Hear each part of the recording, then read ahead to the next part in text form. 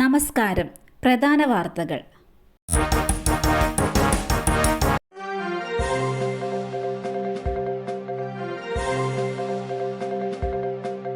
Village officer കൈക്കൂലിയുമായി പിടിയിൽ. Athirappilly village officer KL ജൂഡിനെയാണ് വിജിലൻസ് പിടികൂടിയത്. ROR സർട്ടിഫിക്കറ്റിനായി 3000 രൂപ കൈക്കൂലി വാങ്ങുമ്പോഴാണ് വിജിലൻസ് പിടികൂടിയത്. വലത് കാലിലെ സോക്സിനുള്ളിലാണ് പണം ഒളിപ്പിച്ചത്. 2022 കാസർഗോഡ് കൈക്കൂലി വാങ്ങിയ കേസിലെ രണ്ടാം പ്രതിയായിരുന്നു ഇയാൾ. കാലിക്കറ്റ് സർവകലാശാല D-സോൺ കലോത്സവവുമായി ബന്ധപ്പെട്ട് 10 SFI പ്രവർത്തകർക്കെതിരെ പോലീസ് കേസെടുത്തു. കാലിക്കറ്റ് സർവകലാശാല ചെയർപേഴ്സൺ നിത ഫാത്തിമ, KSU പ്രവർത്തകരായ ഷാജി എന്നിവരുടെ പരാതിയിലാണ് SFI പ്രവർത്തകരായ ആശിഷ്, റിസ്വാൻ, മനീഷ് ഉൾപ്പെടെ 10 പേർക്കെതിരെ കേസെടുത്തത്. മാരകായുധങ്ങൾ കൊണ്ട് ആക്രമിക്കുകയും അസഭ്യം പറയുകയും ചെയ്തെന്നാണ് പരാതിയിൽ ആരോപിക്കുന്നത്. ഭാരതീയ ന്യായ സംഹിതയിലെ അന്യായമായ സംഘം ചേരൽ, മനഃപൂർവ്വമായ നരഹത്യാ ശ്രമം, മാരകായുധങ്ങൾ ഉപയോഗിച്ച് ആക്രമിക്കൽ തുടങ്ങിയ വകുപ്പുകളാണ് ചുമത്തിയിട്ടുള്ളത്. ഇതിൽ ആശിഷിന് KSU പ്രവർത്തകർ വളഞ്ഞിട്ട് തല്ലുന്ന ദൃശ്യങ്ങൾ പുറത്തു വന്നതിന് പിന്നാലെ പോലീസ് ചുമത്തിയ കേസിൽ KSU ജില്ലാ പ്രസിഡന്റ് ഗോകുൽ അടക്കം റിമാൻഡിൽ കഴിയുകയാണ്. തീവ്രവാദ വിരുദ്ധ സേനയും പോലീസ് നടത്തിയ റെയ്ഡ്. കൊച്ചിയിൽ 27 പേർ പിടിയിൽ. അനധികൃതമായി കൊച്ചിയിൽ താമസിച്ച് ജോലി ചെയ്തിരുന്ന ബംഗ്ലാദേശ് പൗരന്മാരായ 27 പേരെയാണ് പോലീസ് പിടികൂടിയത്.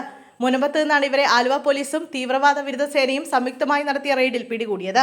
ക്ലീൻ റൂറൽ എന്ന പേരിൽ കൊച്ചിയിൽ നടത്തുന്ന പരിശോധനയിലാണ് ഇവർ പിടിയിലായത്. ഇതര സംസ്ഥാന തൊഴിലാളികൾ എന്ന വ്യാജേനെ മുനമ്പത്തെ ലേബർ ക്യാമ്പിൽ താമസിച്ചു വരികയായിരുന്നു. സ്ത്രീകളടക്കം പിടിയിലായെന്നാണ് വിവരം. 50ഓളം പേരെ കസ്റ്റഡിയിലെടുത്തതിൽ 23 പേർ ഇതര സംസ്ഥാനത്തുള്ളവരാണെന്ന് തിരിച്ചറിഞ്ഞതോടെ ഇവരെ വിട്ടു. പിടിയിലായവർ ചിലർ 1 വർഷത്തിലേറെയായി ഇവിടെ താമസിക്കുന്നുണ്ട്. കൂലിപ്പണി ചെയ്താണ് ഇവർ ഉപജീവനത്തിന് പണം കണ്ടെത്തുന്നത്. ഇവരെ വിശദമായി ചോദ്യം ചെയ്ത ശേഷം കോടതിയിൽ ഹാജരാക്കും. ബൈക്കും സ്കൂട്ടറും കൂട്ടിയിടിച്ച ബൈക്ക് യാത്രികന് ദാരുണാന്ത്യം. പത്തനംതിട്ട പൂങ്കാവിൽ വാഹനാപകടത്തിൽ ഒരാൾ മരിച്ചു. ബൈക്കും സ്കൂട്ടറും കൂട്ടിയിടിച്ചാണ് അപകടമുണ്ടായത്. ബൈക്ക് ഓടിച്ചിരുന്ന കോന്നി സ്വദേശി നഹാസുദ്ദീനാണ് മരിച്ചത്. 49 വയസ്സായിരുന്നു. നഹാസുദ്ദീനെ ഉടൻ തന്നെ ആശുപത്രിയിൽ പ്രവേശിപ്പിച്ചെങ്കിലും രക്ഷിക്കാനായില്ല. മൃതദേഹം ആശുപത്രിയിലേക്ക് മാറ്റി. പോസ്റ്റ്മോർട്ടത്തിന് ശേഷം കുടുംബത്തിന് വിട്ടു നൽകും. മദ്യപാനത്തിനിടയിൽ തർക്കം. 60കാരനെ കൊലപ്പെടുത്തി 71കാരി. നേമത്ത് ഹോട്ടൽ ജീവനക്കാരനെ ദുരൂഹ സാഹചര്യത്തിൽ മരിച്ച നിലയിൽ കണ്ടെത്തിയ സംഭവം കൊലപാതകമെന്ന് പോലീസ്. തൊടുപുഴ സ്വദേശി അനന്തകൃഷ്ണ പ്രസാദിന്റെ മരണവുമായി ബന്ധപ്പെട്ട് കൂടെ താമസിച്ചിരുന്ന വയോധികയെ നേമം പോലീസ് അറസ്റ്റ് ചെയ്തു.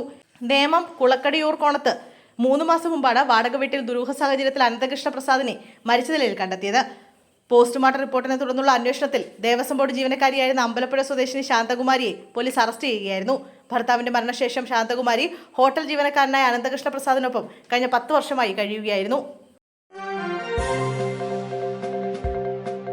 ബാലരാമപുരത്ത് 2 വയസ്സുകാരിയെ കൊലപ്പെടുത്തിയ കേസിൽ മന്ത്രവാദി അറസ്റ്റിൽ. കൊല്ലപ്പെട്ട കുട്ടിയുടെ അമ്മ ശ്രീധുവിന്റെ ഗുരുവായ ശംഖുമുഖം ദേവിദാസിനെയാണ് പോലീസ് കസ്റ്റഡിയിലെടുത്തത്. തന്നെ സാമ്പത്തികമായി പറ്റിച്ചെന്ന ശ്രീധുവിന്റെ മൊഴിയിലാണ് മന്ത്രവാദിയെ കസ്റ്റഡിയിലെടുത്തത്.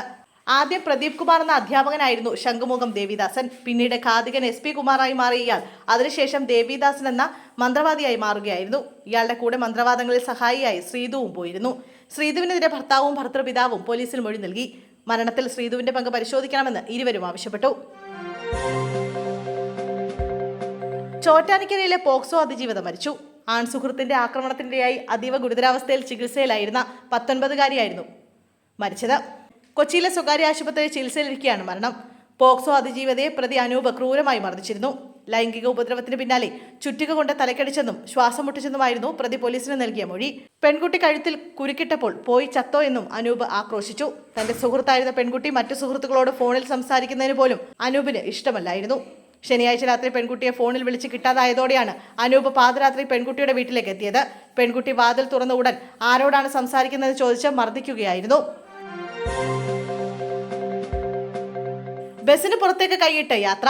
പോസ്റ്റിൽ തട്ടി കൈയേറ്റു. രക്തം വാർന്ന യാത്രികന് ദാരുണാന്ത്യം. തിരുവനന്തപുരം വിഴിഞ്ഞത്താണ് സംഭവം. കൈ വൈദ്യുതി പോസ്റ്റിലിടിച്ച് രക്തം വാർന്നാണ് മരണം. വിഴിഞ്ഞം പുളുങ്കുട സ്വദേശി ബെഞ്ചിലോസ് ആണ് മരിച്ചത്.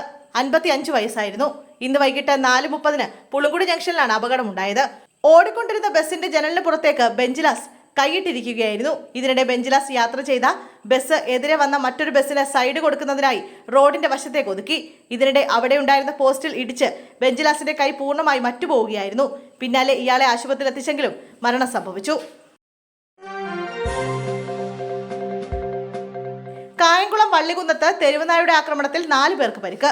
പടയനുവട്ടം പുതുപ്പുരയ്ക്കൽ തോന്തിയിൽ ഗംഗാധരൻ, സഹോദരൻ രാമചന്ദ്രൻ, പുതുപ്പുരയ്ക്കൽ കിഴക്കതിൽ ഹരികുമാർ, പള്ളിമുക്ക് പടിയിട്ടതിൽ മറിയാമ്മരാജൻ എന്നിവർക്കാണ് തെരുവുനായുടെ കടിയേറ്റത്. ഇന്ന് രാവിലെയാണ് സംഭവം നടന്നത്.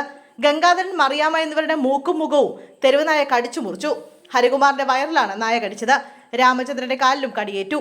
നായയുടെ കടിയേറ്റ് ഗംഗാധരൻ ബഹളമുണ്ടാക്കിയത് കേട്ട് രക്ഷിക്കാനെത്തിയപ്പോഴാണ് രാമചന്ദ്രന്റെ കടിയേറ്റത്.